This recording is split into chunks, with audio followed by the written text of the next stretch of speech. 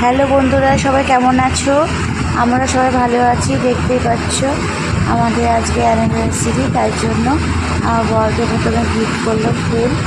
ও খুব খুশি হয়েছে। তারপরে বেলটিটা গিফট করেছে, একটা চকলেট করেছি, একটা ছোটো একটা ব্রেসলেট গিফট করেছি। ব্রেসলেটটা পেয়ে তো আমার বর তো অনেক খুশি, প্রচুর খুশি হয়েছে। আমি আবার হাতে পরিয়ে দিলাম।